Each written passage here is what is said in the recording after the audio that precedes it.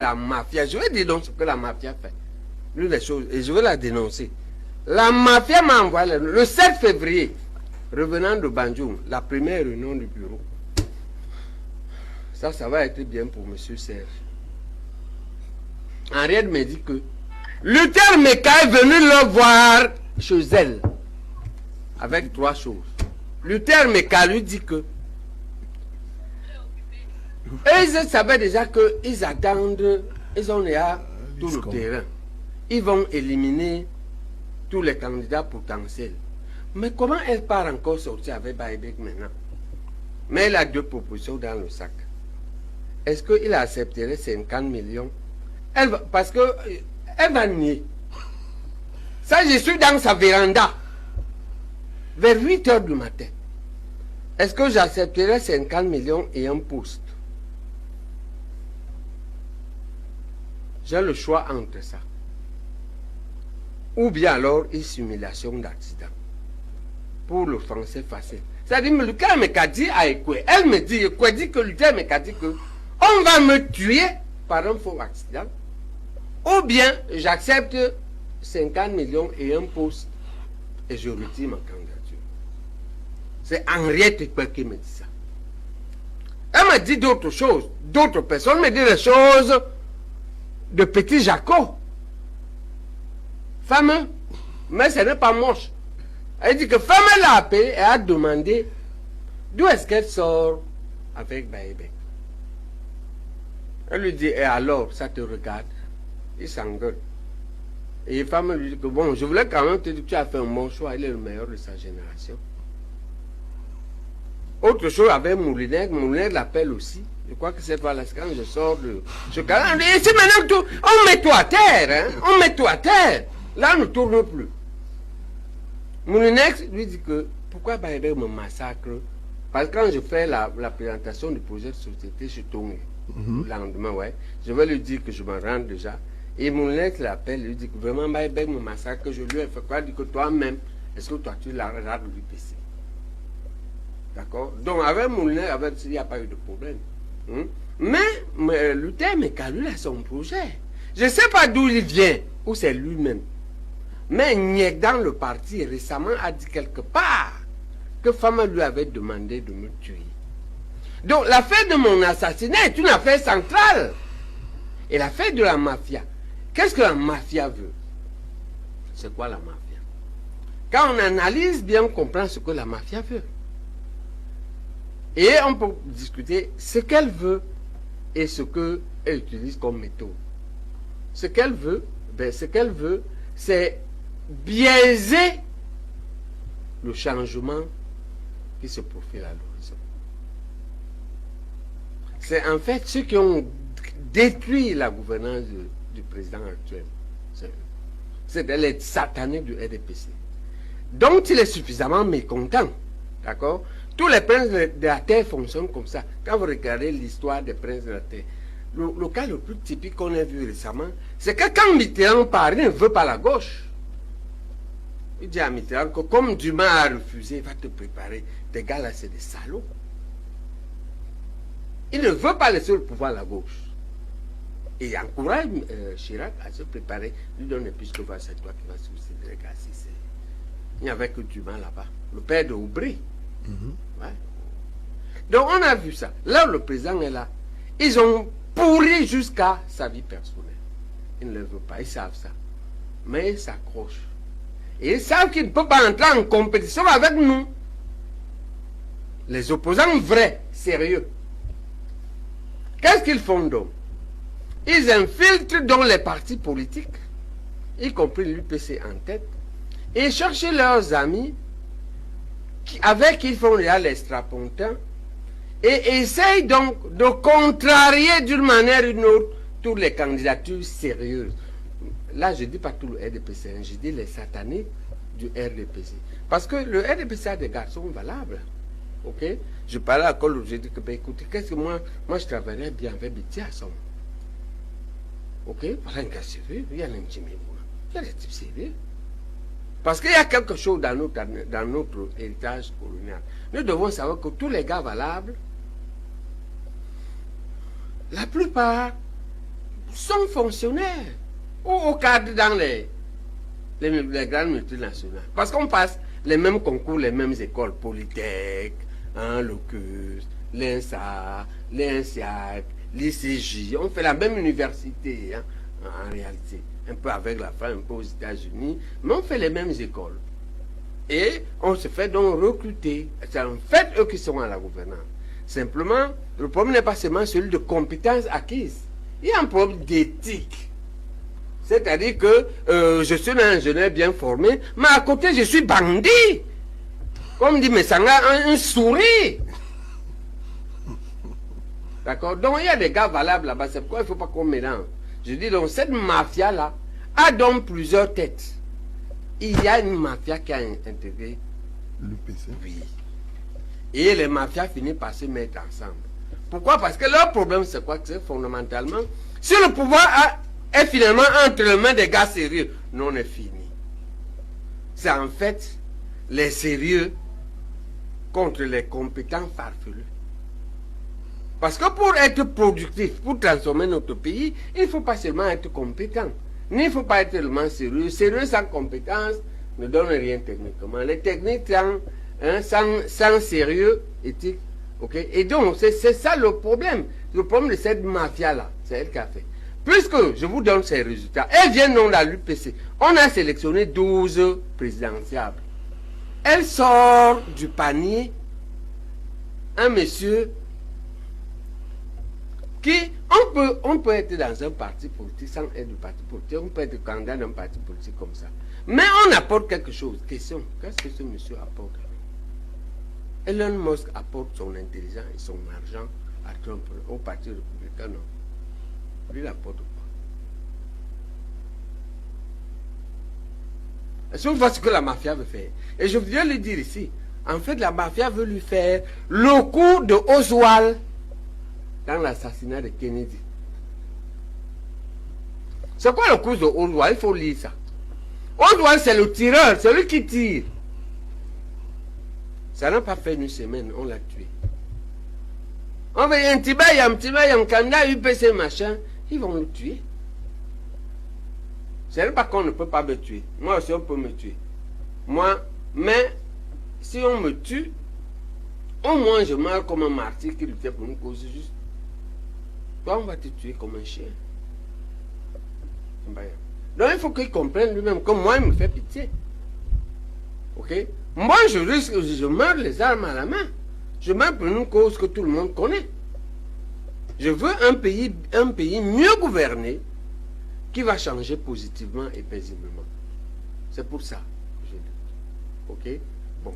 Maintenant, toi, tu dis pourquoi? Tu sors d'où? On vient te mêler ici dans le crabe, dans le panier de crabes.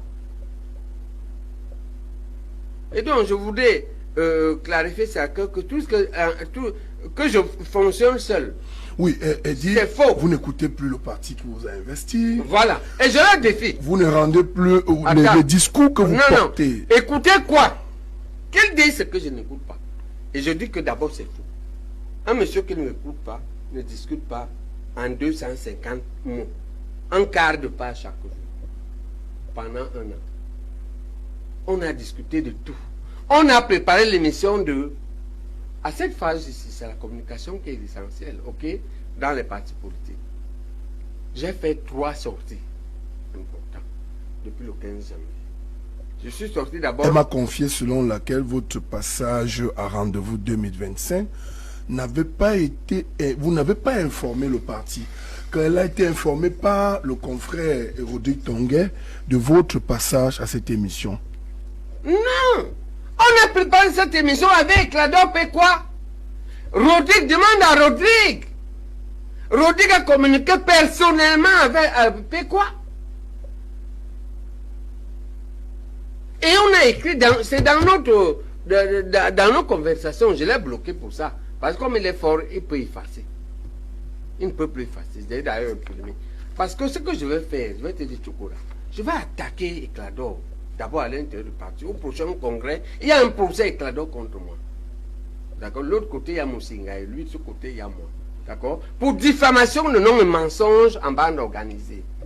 soit au Congrès, soit au comité directeur. Et puis maintenant, en justice, je vais l'attaquer parce qu'elle a dit quelque chose de grave. Elle a dit, ici chez vous, elle dit qu'on ne croit pas aux idéaux du parti. On peut se réunir seulement pour l'argent et l'argent vient de la présidence. Elle dit que la corruption organisée à partir de la présidence.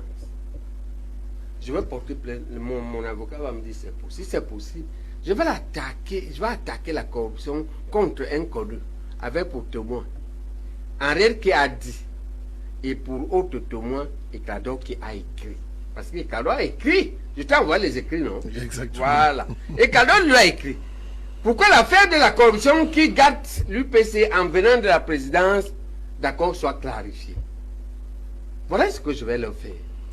Mais j'attends que mon avocat me dise si c'est possible.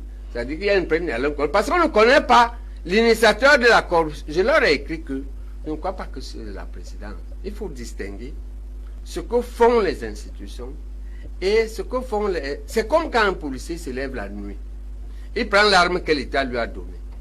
Hein? Il tue quelqu'un. On ne va pas dire que l'État a tué quelqu'un. C'est un policier qui a abusé des pouvoirs que l'État lui a donné. Il a donné une mafia abusive autour de la présidence. Mais on ne peut pas dire que l'État... J'ai fait ça lorsque le manisme Mamafouda m'a relevé l'hôpital central. J'ai démontré que ce n'est pas un acte d'État. Parce qu'un acte d'État a les griffes. Chef de bureau, chef de service, ainsi de suite. Il y a 4 ou 5 griffes. Si c'est seulement le ministre, c'est faux. C'est pourquoi l'État a donné tout ça. L'État voulait limiter les erreurs. Ok? Donc, il y a des choses comme ça sur lesquelles je vais les attaquer. Professeur, Ouais. pour terminer là, il y a sur l'évolution en soliste. Je ne suis pas un soliste. Un soliste n'a pas 250 mots par jour avec vous. D'accord? Sur 5 ans. Sur 1 an. Ok? Voilà. Hein? Un soliste, vous avez travaillé le 28 mars. C'est là. D'accord? Vous voulez, et il y a 2 versions, 2 textes. Là, on doit signer à 3 et là, vous devez signer à 2 jusqu'au 28 mars. C'est le 2 qu'on se rompt. 5 jours. Pour ça, qu'est-ce qu'on retient globalement actuellement? Il faut une émission à part. On pourrit la vie aux autres. Exactement. Voilà. Est-ce que... Je veux une émission à part. Attends. On le fera. Il y a le format pour cela. On va le faire, on va prendre le samedi. Donc je défie ici. Oui. D'accord. Là-bas, Moussinga et l'autre, si en rêve veut, elle vient. Mais moi, je ne veux pas. Je suis mal à l'aise pour attaquer une femme qui a son âge, son bilan. D'accord. C'est-à-dire que je pense que c'est même comme ça que moi j'espère gouverner ou influencer la gouvernance. Il y a les gens qui ont un certain âge, qui ont fait certaines choses négatives, mais qui ont fait aussi des choses positives avant. Ok. La cosmogonie Bantou nous apprend que c'est comme quand tu fais un procès avec ton père. Dans le Mbok, on te dit que ton père peut avoir tort, mais c'est toi qui seras sanctionné. Et si tu as tort, c'est encore toi qui seras sanctionné. La seule chose que le Mbok fait, on affirme qu'il a tort. Mais comme il y a une sanction qui est sur le couac, c'est toi qu'on couac. Professeur, c'est-à-dire votre candidature ne souffre de rien? De rien. De rien du tout. Argument juridique, c'est le comité directeur qui dirige. Et le comité directeur a choisi, signé par 5 personnes. Je vous ai envoyé une copie du procès verbal. Exactement. D'accord? Oui. Donc le président, c'était Abdourahmane. Il vient de Garoua. Ok? Les 5 autres signés. Je vous ai envoyé le rapport du rapporteur. Parce que c'est vrai que le président a changé pendant le congrès. Parce qu'à un moment, Rose a déserté. On l'a remplacé. Mais le rapporteur n'a pas déserté. C'est le même. Qui est d'ailleurs son secrétaire administratif? Pascal Ikan. Qui a la référence d'avoir été le secrétaire administratif et apprécié de Hoogman Lens. Quand Hoogman Lens a dit que ce type est un bon secrétaire administratif, vous-même vous avez dit, parce que vous l'avez nommé dans votre bureau, et il vient au comité directeur avec vous. Vous désertez, lui, vous lâche. C'est vous qu'on va suivre. Vous avez fait les preuves comme Ikan. Donc, j'ai ça. D'accord? Mais maintenant, il y a l'argument juridique, nos statuts. Mais il y a l'argument de la jurisprudence. Les 2 fois où nous avons eu l'intention d'aller au présidentiel, c'est en 92, en 97. En 92, Hogbe a battu Kodok, secrétaire général. 90 voix contre 60. Le troisième, c'était Binzi Ebouré. Ce n'était pas un bureau qui a inversé Hogbe, c'est le comité directeur. Cette fois-là. Et la deuxième fois, en 97, c'était encore le comité directeur. Donc la candidature est légitime, la candidature est solide, la candidature est futuriste. D'accord? Et nous, on vous paraît que je vais gagner. Vous faites peur à vos camarades à l'intérieur du parti de l'UPC? Pas seulement, je fais peur à toute la République. Regardez d'où ça vient. D'accord? Moi, vous faites des déclarations j'ai un parcours scolaire graves. d'enfer. J'ai un parcours professionnel rectiligne avec les résultats. D'accord? Vous voulez que je vous dise combien de médecins sont mes élèves ici, les grands médecins de Douala? L'orthopédie, allez à l'hôpital général, vous l'avez trouvé Nana? Allez à la Kentini. D'accord? Là, on est à Douala. Hein. À Yaoundé, les professeurs formés de mes mains. De mes mains. Ok?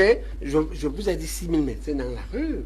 Il y a très peu de familles qui me connaissent. Quand vous voyez les gens me disent bonjour, là, ils ont un cousin, machin, quelque chose avec ma chirurgie. Moi, j'ai travaillé.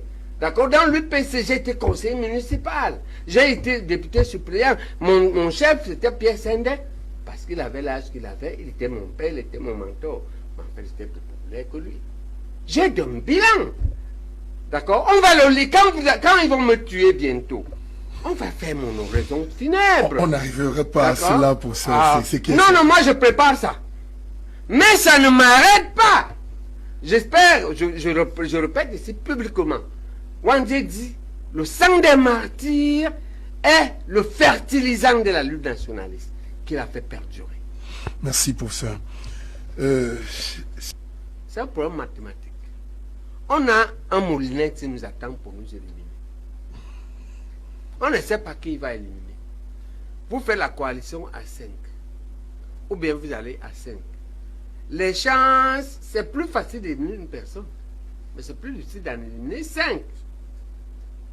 On doit tous aller à la première étape. Il faut franchir 3 barrières. L'AT, l'ENECAM, la Cour constitutionnelle. C'est après que les coalitions vont commencer. Maintenant, on peut les murmurer. On peut réfléchir. Mais moi, j'ai l'entrée à la paix politique. D'accord? Il faut autant de candidats que possible. C'est même après que Bessala est venu avec son candidature indépendante. C'est vrai qu'il a un comportement suicidaire là. Il veut qu'on le tue. Je sens qu'il veut ça. Ou bien il veut qu'on l'arrête. Parce que ça rapporte en politique, se faire arrêter.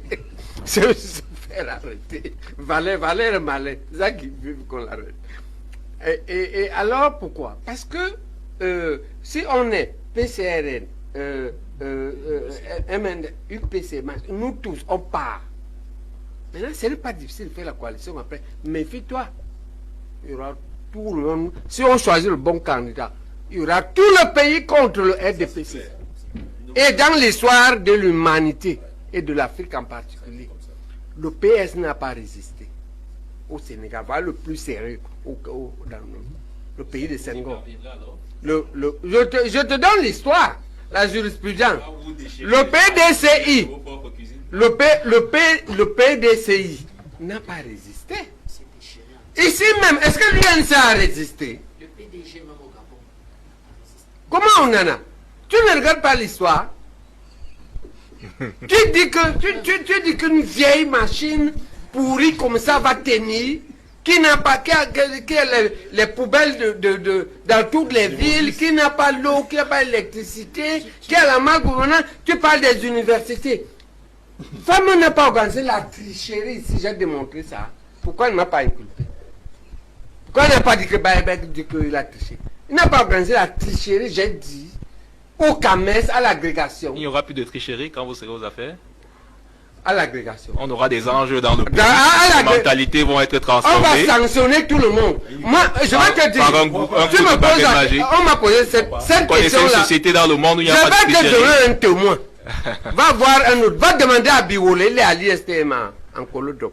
Quand Biwole me fait nommer chef service des urgences à l'hôpital central en 2004, il me demande s'il veut faire finir la corruption aussi. semaine après, c'est Ngaba Olive. C'est vous, gens, vous connaissez. Ngaba Olive dit que merde, il n'y a plus le sang ici. Le pied était propre et je suis resté là-bas 5 ans. On peut. Moi, j'ai amené les élèves, les médecins, les chirurgiens, les bons bacheliers. Parce que les étudiants en médecine sont les meilleurs bacheliers souvent. J'ai réussi à les mettre à l'école à 7 heures, dans un pays où la loi dit que c'est 8 heures, pendant 20 ans. La gouvernance, c'est quoi? C'est d'abord l'exemplarité. Et puis maintenant, le couple sanction-récompense. Tu fais bien, je te récompense. Tu fais mal, je te frappe. C'est ça que j'appelle le fouet. Comme tout le monde me dit dehors là que il faut que, même les c'est le débat, il ne faut pas que, je vais mettre le fouet, qu'on enlève le fouet. J'enlève le fouet, mais le fouet il avait dit que la sanction. Ok? Et chacun aura sa sanction là, il sera. Dès que tu es exemplaire toi-même. C'est ça le fondamental.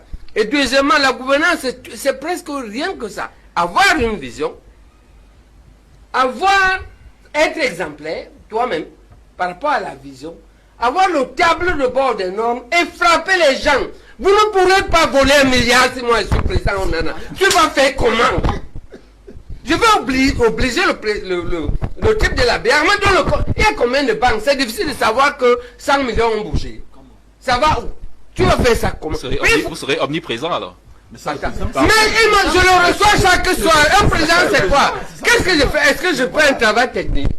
Je veux savoir, comme la paix de l'argent est fondamentale. D'accord? Chaque soir, j'ai un compte rendu d'un mouvement bancaire. Et s'il y a un montant qui est impressionnant, on doit dire où il va, d'où il est venu. Vous n'allez pas... Soyez sûr, vous n'allez... Vraiment, vous allez rembourser. Et je dis ce que le remboursement fait. On en a dit, moi, si c'est incohérent. Je dis que vous remboursez. Et ce remboursement-là, je le mets dans la bande des PME. Je la décentralise au niveau des 360 communes. Et elle refinance le secteur informel, qui utilise 80% des Camerounais. Tu vends les bâtons de manioc, on t'aide à fabriquer mieux et plus. Villageoise, tu es motoman, on t'aide à améliorer ta moto ou avoir une deuxième moto. Par une partie en subvention, l'autre partie en crédit dès que tu fais tes preuves, mais pas pour aller boire le soir. D'accord? Tu es jeune, tu es trop sous là, on ne te donne pas. On a le moyen de savoir que tu souffres trop. Ok? Donc, on sait ce qu'on va faire. Moi, je l'ai fait à mon petit niveau. Et je dis que c'est difficile. La gouvernance est plus difficile que former les chirurgiens ou former les médecins. Ça, c'est plus difficile. On ne fait plus d'études pour gouverner. On travaille. Vous avez déjà géré un hôpital de district pour ça. Mais quand j'étais jeune, confondé par l'opération que vous faites et la gouvernance. Vous avez déjà géré un hôpital de district. Je prends un hôpital de district. Un hôpital de district, je ne vais pas aller loin. Vous n'en savez rien, monsieur professeur. Vous n'en savez rien. Pour diriger un pays, il faut avoir un parcours, il faut des états de service. Vous n'en avez pas, professeur Baïbek. Je prends un exemple simple. Vous pouvez seulement vous limiter à l'opération. À part cela, vous n'avez jamais, même un hôpital de district, vous n'avez jamais dirigé. Vous voulez diriger l'État du Cameroun. Soyons sérieux, hein. Soyons sérieux. Il faut une gradualité. Et c'est ça la force de notre président national. Le président Paul Biya a gravi tous les échelons avant d'arriver aux affaires. Donc il avait des... Non, c'est pas des chamailles. C'est pas la chamaille. Voilà, c'est pas la chamaille. Je veux qu'on soit honnête sur ce plateau. Comment on appelle ça? Il y a un appareil qui estime que au niveau des services des naissances et tout ça, ainsi de suite, la corruption doit siéger par tous les moyens. Eh bien, je l'ai simplement enlevé. Et la corruption s'est arrêtée. Personne ne paye 5 francs pour faire des fouilles, pour faire un acte de naissance. Ça n'existe plus. C'est une question de volonté politique. Et de comportement. Parce que si toi tu détournes le budget, et que tu ne veux pas que les autres... qu'on ne voit pas. Mais est-ce que tu ne veux pas qu'elle vende les timbres? Voilà. Alors que toi tu détournes le budget. Donc ne pensez pas que c'est impossible. C'est possible. Voilà. On dit qu'il faut avoir un background. Il faut avoir un profil, il faut avoir une expérience des affaires. Nous voyons ce que Emmanuel Macron a produit en France. C'est un problème d'expertise. C'est pas simplement des propos. 43 ans de Paul Biya vous prouve vraiment que le background est nécessaire. Aïdjo avait quel background quand il devenait président? Nous aurons sombré dans une guerre civile depuis longtemps. Si un comme monsieur le professeur Baïbek était aux affaires, vous savez ça? À cause de quoi? Vous savez ce que Germaine Aïdjo, vous savez ce que monsieur Chokoga, permettez-moi de vous conter cette petite histoire. Germaine Aïdjo dit quoi concernant la succession de son mari, le président Amadou Aïdjo? Ah, c'est bien de la citer. Oui, je vais la citer, c'est très important pour que nos téléspectateurs comprennent. Oui. Quand le président Amadou Aïdjo décide de porter son dévolu sur le président Paul Biya, Germaine Aïdjo est émue et elle lui demande, elle lui pose deux questions. Que fais-tu de ton fidèle et loyaliste secrétaire général, monsieur Samuel Eboa, et de ton ministre de l'administration territoriale efficace, monsieur Victor Aïssou Vodor? Eh bien, le président Aïdjo lui dit deux choses. Samuel Eboa, il est efficace, il est fidèle, il est loyal, mais sa haine des Bamileke ne peut pas aider à construire le Cameroun. Parce qu'on ne peut pas construire le Cameroun, permettez-moi, sans les Bamileke. C'est ce qui avait été dit. Je termine. Non. Sans les Bamileke. Donc, monsieur Samuel Eboa est mis de côté par tribalisme. Non, ce n'est pas ça. Maintenant, venons à Aïssi Vodor, le ministre de l'administration territoriale. Vous allez intervenir. Oui. Pourquoi lui, il ne peut pas faire l'affaire? Le président Amadou Aïdjo lui dit, c'est quelqu'un par son tempérament, oui, et on le savait, très impulsif, un peu comme le professeur Baïbek, par son tempérament à lui seul, peut créer une guerre civile au Cameroun. Et pourquoi le choix a été porté sur Paul Biya? C'est parce que c'était un homme pondéré, un homme modéré, un homme qui n'était pas tribaliste, un homme qui n'était pas tribaliste et qui incarnait l'unité nationale de par sa manière de servir la République. Et aujourd'hui, ça nous aide encore. On aurait sombré depuis longtemps s'il avait un caractère impulsif, émotif. On a vu comment il a géré le conflit de Bakassi. Un autre président impulsif nous aurait conduit à une guerre avec le Nigeria. Et on ne sait pas ce que le Cameroun serait devenu. Il faut saluer cette pondération dans les affaires de l'État. Cette modération. Le Cameroun est très complexe. Le Cameroun est un pays sociologiquement très complexe, monsieur. Ne criez pas. Je ne crie pas. Ne criez pas. Je ne crie pas. Je vous dis la réalité. Ces audios sont sur Internet. Il dit que les savoirs sont rigides et rigoureux. Il n'a jamais dit que Samuel Eboa était un tribaliste. Si. Jamais. Il reconnaissait. Non. Si. Bon, on peut écouter, que vos archives sont discutables. Non, on peut écouter. Voilà. C'est Germaine Aïdjo qui le dit. Évitez de juger les gens. Voilà. Nous ne jugeons personne. Voilà. Évitez de juger les gens parce que je veux même pas que le professeur Baïbek réponde. Parce que je sais ce que c'est qu'un chirurgien. Il y a un tempérament radiologue. Pour diriger un pays aussi complexe. Aucun chirurgien ne peut être excité. Faites attention aux apparences. Ne parlez pas de ce que vous ne connaissez pas. Il a dit que quand il est en conflit avec quelqu'un, s'il n'a pas raison, c'est la mort. Mais ça n'a rien à voir avec son boulot. Ça, je vous tenais à vous le dire. Voilà. Mais je vous dis que vous allez donner des propos. Ce sera le radicalisme, l'extrémisme. Écoutez-moi, les propos. Je ne provoque jamais. Oui. Mais si tu me provoques. Si ce n'est pas la mort, tu ne laisses pas. Ce n'est pas l'attitude d'un président, d'un futur président de la République. Voilà. Pas du tout. C'est des audios, vous-même vous pouvez les... Dès la sortie d'ici, vous pouvez vérifier, vous allez voir que ça n'existe pas. Ce qu'elle a dit, c'est pas ça. C'est pas ce que vous avez. On a les archives. Oui, Bertrand. Non, ne répondez pas. Non, je ne réponds pas. Je veux tout simplement pas l'émission pour lui. Ça, c'est un grief que je porte à l'opposition, c'est que le facteur temps, en toute honnêteté, en toute objectivité, joue aujourd'hui contre l'opposition. Et je voulais dire que ce qu'il a dit n'était pas faux. De savoir la stratégie du professeur Baïbek a besoin un peu de temps. Parce que, professeur, à partir du moment où la quasi-totalité de ceux qui ont une ambition à diriger notre pays se portent candidats et qu'il y a des éliminations fantaisistes, ben, il va vous falloir discuter pour pouvoir vous aménager au moins ce 4 grandes lignes sur lesquelles vous devez avoir un minimum de consensus. Le facteur temps est important à ce moment-là. Alors, pour moi, professeur. Donc, ces débats-là, au moment où on avait vent de ça, c'est-à-dire que même Maman Ekwe nous a soufflé qu'avec des camarades, nous sommes en train de discuter à ce moment. Ce que vous dites, vous avez parfaitement raison. Donc dire que vous n'écoutez personne, c'est des débats qui ont lieu depuis un certain temps. C'est-à-dire que l'UPC discute. C'est pour ça que moi j'estime que, quelle que soit l'injustice que vous vivez, il faut que ça continue à discuter. Soyons des grands garçons, parce que même au temps des il y avait des désaccords. Parce que moi, si j'avais été dans le maquis avec lui, il ne voulait pas prendre les armes. Moi, j'aurais été en désaccord avec J'aurais dit, monsieur le secrétaire général, on a mis votre tête à prix, vous continuez à parler de droit, moi, je veux prendre les armes. Donc, dans le... Comme ça qu'on le sait, nous, voilà. Et l'histoire raconte que ça a été des débats houleux. Même dans le maquis, dans la forêt, c'était des débats houleux. Les UP6 débattent. Professeur, c'est là où on se dit, même avec l'opposition au Cameroun, que... Et comment vous allez faire avec ceux qui ne veulent pas poser les débats de nos futures relations avec la France? Moi, je prononce le nom. On nous dit, monsieur Tadjan, faites une obsession. Oui, je fais une obsession avec la France. Parce que moi, professeur, je vous vois dans certains débats et dans certaines compromissions avec certains dont nous avons déjà des informations qui sont invités à Matignon dans les mois qui viennent. Moi, je veux vous dire, professeur, moi, je veux entrer, moi, je suis plus d'accord avec vous. Parce que voilà le débat de fond. Comment on fait dans nos futurs rapports avec la France? Pour nous, c'est clair. Il faut totalement rompre la façon dont nous fonctionnons avec la France. Il faut remettre à plat. Il faut arrêter. Merci. Ce n'est pas tolérable que dans notre banque centrale, il y ait 2 Français qui aient droit de veto. Mais ce n'est pas tolérable et ce n'est pas acceptable. Merci Bertrand. Ce n'est pas tolérable. Donc, professeur, tenez compte de ça, que les Camerounais regardent et que la jeunesse camerounaise, c'est 70% de Camerounais qui ont moins de 30 ans.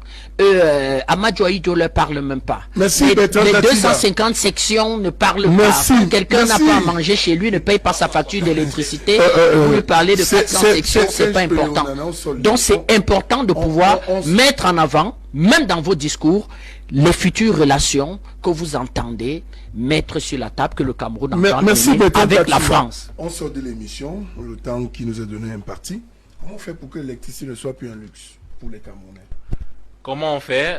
Le président a mis en place il y a quelques années, dans le cadre de la stratégie nationale de développement 2030, le plan de redressement de l'électricité au Cameroun.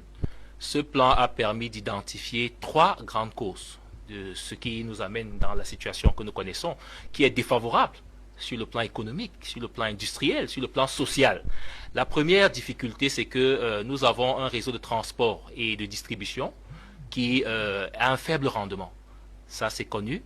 La deuxième grande difficulté, c'est les pertes commerciales liées au secteur de l'électricité, parce qu'il y a un trafic de l'électricité au Cameroun qu'il faut combattre avec la dernière énergie. On n'en parle pas souvent beaucoup, mais ça fait partie également de la moralité publique. Merci. Troisièmement, je termine par là, il y a la question également, toujours dans le cadre des difficultés structurelles auxquelles ce secteur bute au Cameroun, il y a la question de la formation dans les secteurs de l'électricité. Parce que ce n'est pas au tout venant. Merci, et ce plan dresse des solutions concrètes pour relever, n'est-ce pas, ces difficultés-là.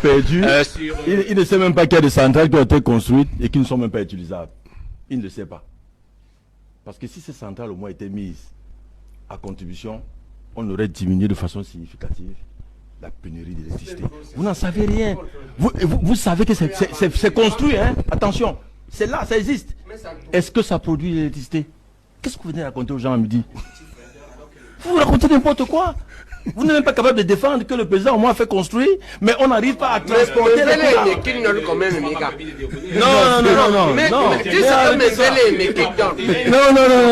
Bertrand, on va sortir avec le procès. Bertrand Tatina, comment on fait pour que l'électricité soit politique néocoloniale électrique, c'est-à-dire que la conception de votre projet d'électrification de votre pays n'a pas été conçue pour électrifier les Camerounais. Non, ça a été conçu pour électrifier l'entreprise qui a aidé, comment ça s'appelle, les quartiers des gouverneurs coloniaux français, des inspecteurs coloniaux français, donc revoir totalement la politique énergétique de notre pays. Et puis l'État ne peut pas être le premier consommateur d'électricité, ne pas payer ses factures. Merci. Donc, on finit, on sort avec vous. Il y a quelqu'un qui dit là que depuis que vous avez votre candidature a été rendue officielle, vous êtes devenu très tempéré. Ben, voilà, moi je vais émettre ce journal. Il est prévu pour être un mensuel, un bimensuel, un journal de campagne. On va expliquer toute la pensée de cette candidature et de toute l'UPC fondamentaliste. Et ceux qui adhèrent à la candidature, on est obligé de laisser de côté ceux qui n'adhèrent pas. On aura ce format qui sera gratuit. Celui-ci sera gratuit. Celui-ci sera en format de luxe VIP. Merci à vous tous, cher monsieur est venu. J'ai appris que vous avez fait l'école catholique Saint-Inquisiteur de Malekeh. Oui. J'ai fait également 2 ou 3 années de ce côté. Ah bon? Oui. Oh, c'est la première fois que je trouve quelqu'un qui a fait cette école. Alors c'est en face. En face, c'est la en mission. face, il y avait le catéchisme ou par hasard. En 70, l'évêque laisse Wandé. Exactement. C'est en face. J'ai fait 3 ans à l'école catholique Ah bon? Saint-Inquisiteur de Malekeh. Oh là là. On aussi de ce côté. À tous nos